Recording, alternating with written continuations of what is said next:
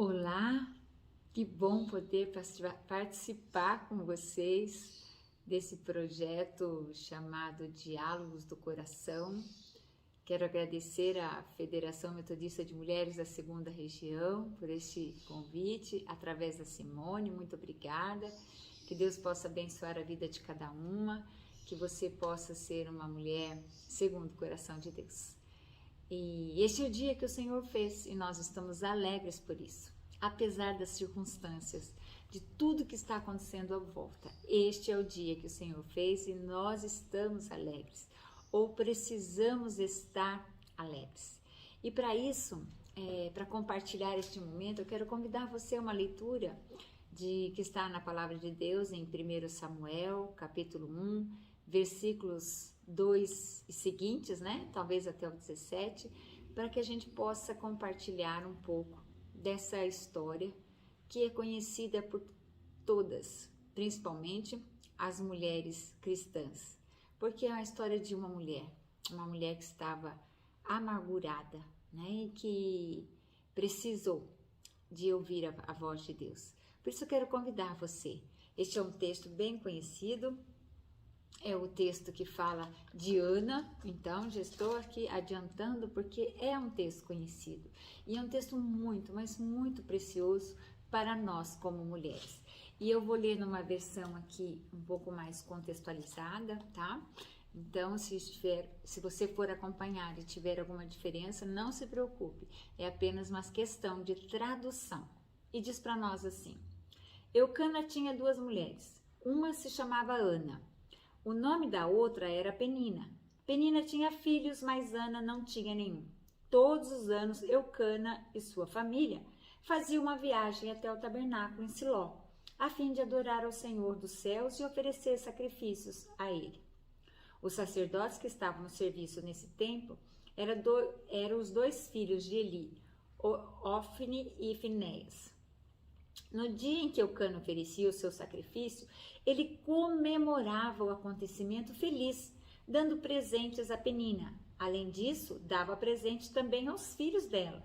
Embora ele amasse muito a Ana, ele não podia dar a ela só podia dar a ela um presente, porque o Senhor fez com que Ana não tivesse filhos.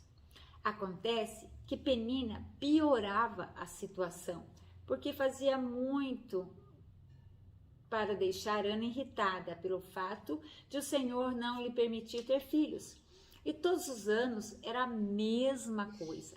Penina caçoava de Ana e provocava quando iam a Siló, porque por isso Ana chorava muito e não tinha nem vontade de comer. O que está acontecendo com você, Ana? Perguntou o marido. Por que não come? Por que você fica tão triste pelo fato de não ter filhos? Ter a mim como marido não é melhor do que 10 filhos. Olha só.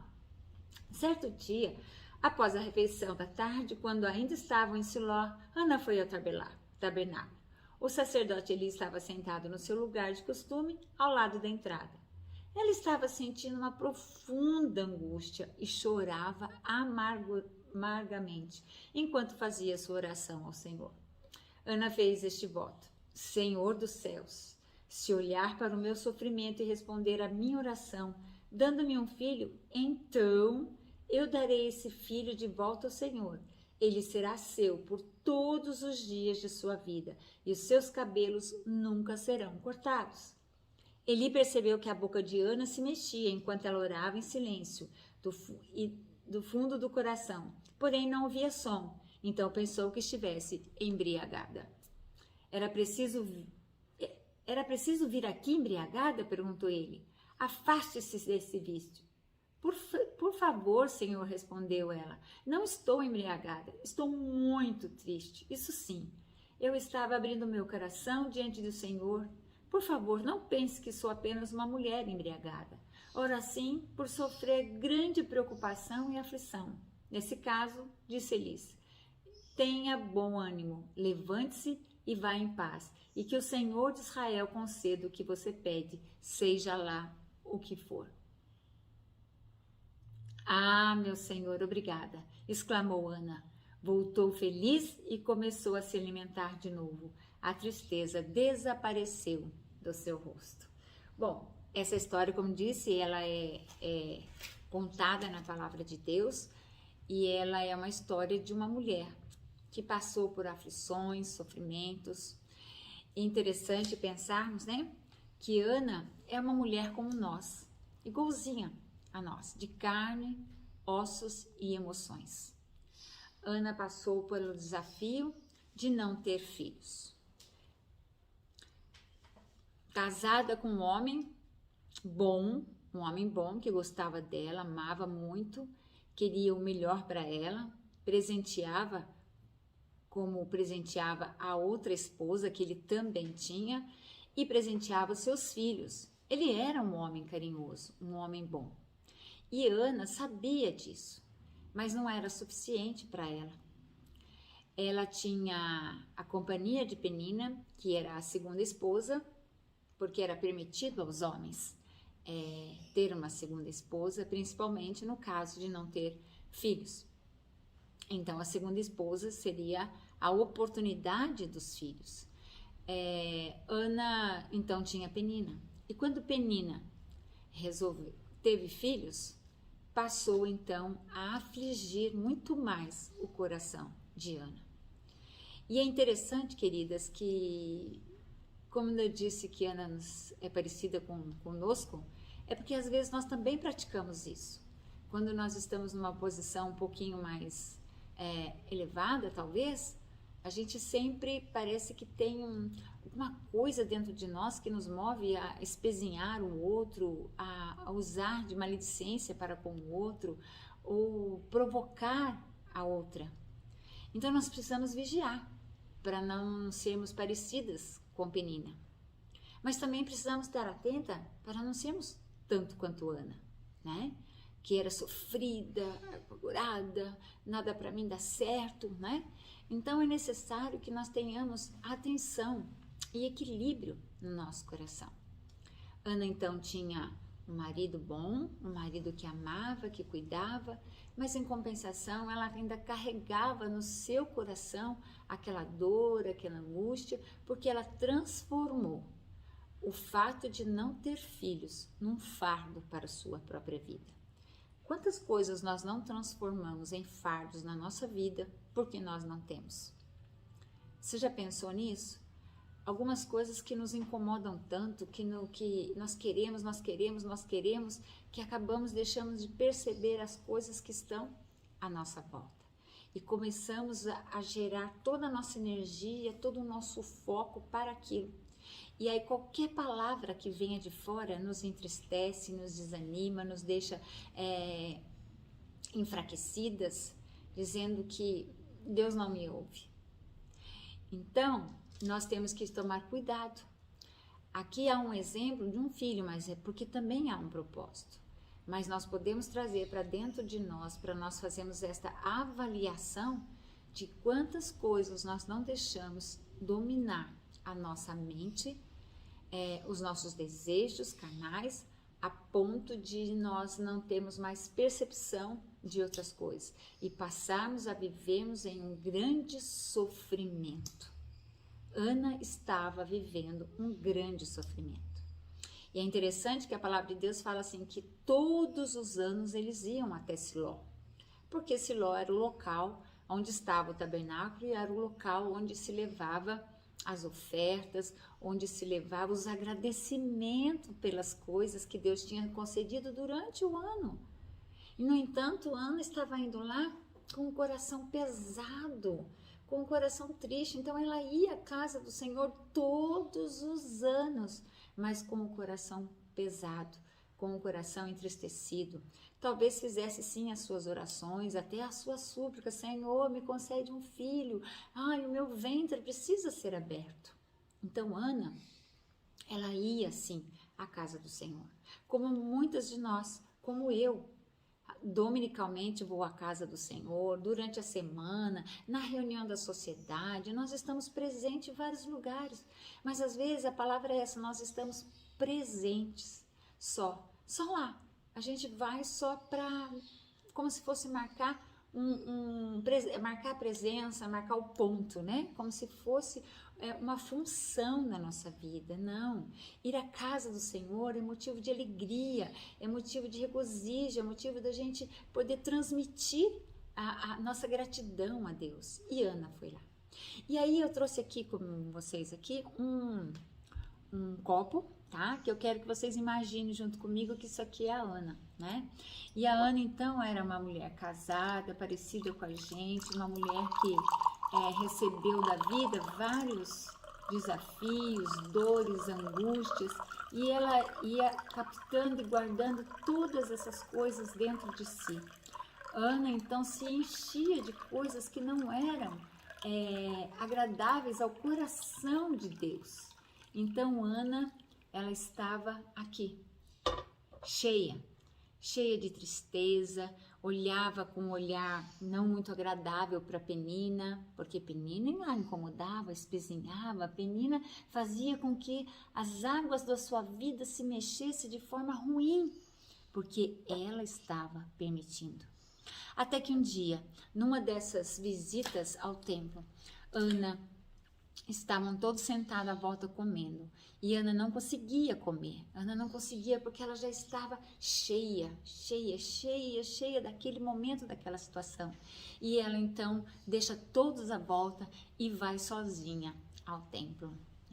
Uma coisa muito interessante, porque mulheres não entraram sozinhas ao templo. No entanto, Ana vai sozinha ao templo. E lá no templo faz novamente uma oração. Novamente ela vai diante do altar do Senhor. Mas dessa vez foi diferente, porque Ana levou sim a sua vida todinha diante do Senhor. Senhor, estou aqui, não aguento mais essas dores, não aguento mais essas angústias, eu preciso que o Senhor faça. A gente só tem que tomar cuidado, queridos, que Deus não é uma mercearia, que a gente faz o pedido e Ele manda entregar. Não, para Deus tudo tem que ter um propósito. Tudo na vida tem que ter um propósito. Tudo que Deus nos concede tem que ser através de um propósito. E Ana então começou a orar e derramar, e começou a orar, e começou a se derramar diante de Deus. Talvez dizendo assim: Deus, eu não aguento mais a Penina, eu não aguento mais ela dizendo para mim que não dá mais, olha, você não pode, você já está ficando envelhecida, você não é capaz, você não pode. E ela começou a se derramar, e derramar, até que ela foi botando tudo para fora, queridas, e foi deixando-se encher do poder de Deus. Quando ela faz um voto: se o Senhor me conceder um filho, eu darei para ti, eu trarei para servir a casa. Gente, que desafio grande! E ela orava e se derramava e chorava, e orava, derramava, chorava. E aí Ana foi se deixando levar e ser enchida pelo poder do Espírito Santo. Porque é o Espírito Santo que leva as nossas orações diante do altar do Senhor. É o Espírito Santo que nos faz derramar na presença do Senhor com palavras certas que alcançam o coração do nosso Deus. E Ana derramava o seu coração cada vez mais diante do altar do Senhor e faz esse voto. Que voto? Ela estava... Vou parar aqui, tá bom? Ela estava fazendo um voto de entrega, não só da entrega do filho, porque era até um desafio. E se o filho falasse: não quero ficar aqui, mamãe, não é? Mas ela estava fazendo um voto de entrega dela mesma. Ela estava se entregando à vontade de Deus. Então, o desafio para nós hoje como mulheres é nos entregarmos, é nos derramarmos diante da presença do Senhor para entregar tudo que estiver em nós, nos prendendo, fazendo com que o nosso copo fique cheio de forma que a gente diga: não aguento mais, e ir em encontro a esse Deus maravilhoso que quer ouvir. A sua vida tem que ter um propósito. Você como mulher metodista, você tem que ter um propósito. O seu trabalho na sociedade de mulheres tem que ter um propósito. O propósito de Ana foi entregar o filho que ela tanto queria para Deus, dizer assim, este será seu, né? E eu quero que ele seja seu e o Senhor faça o que ele melhor lhe aprouver. Ana orou o desejo que estava no coração de Deus, porque ela foi inspirada pelo Espírito Santo. Nós temos que pedir ao Espírito Santo que nos ensine, que nos inspire a fazer as orações que o Senhor deseja contemplar em nós, porque era propósito de Deus a vinda de um novo profeta. O seu filho foi aquele que foi o profeta no lugar do Eli, que estava lá na porta vendo e achando que ela estava embriagada. Ele já não tinha mais a sensibilidade, a percepção de ver o que estava acontecendo no próprio templo. E Deus iria substituí-lo. Deus estava chamando um novo profeta. E seria este filho que nunca vinha. Mas quando ela deixou de buscar só para si e esteve à disposição de entregar para Deus a sua vida e através da sua vida fazer a vontade de Deus, Deus concedeu a Ana um filho. Não só um filho, porque o pequeno Samuel, que foi o seu primeiro filho, ela levou de volta ao templo. Se você continuar lendo o texto de Samuel, você vai perceber. Mas Deus concedeu mais filhos depois para ela. Filhos e filhas. Então, Deus, ele deseja cumprir a sua vontade em nós e através de nós. Ana me ensina de que eu preciso deixar das minhas coisas carnais para pensar nas coisas que são espirituais. Não que eu não possa pedir nada para Deus, posso, mas tudo que eu pedir tem que estar debaixo do propósito e da vontade de Deus. Não peça nada que seja para cobrir as suas dores, para cobrir as suas vontades, porque assim realmente o Senhor não vai ouvir. Talvez você já tenha tido a sensação que a sua oração não passe do teto, porque talvez essas orações não sejam as orações que Deus deseja que você faça. Que Deus possa abençoar a sua vida, mulher. Que você possa ser uma mulher de oração, uma mulher que busque a presença do Espírito Santo, uma mulher que se derrame na presença de Deus e que busque os sonhos e planos que o Senhor tem para a sua vida. Porque quando você se deixa e se permite ser usada pelo Senhor, o Senhor com certeza fará maravilhas. Por isso este é um dia que o Senhor fez e nós estamos alegres. As circunstâncias, elas nos afetam sim, elas nos enchem, mas o Espírito Santo nos faz transbordar e que nós possamos transbordar.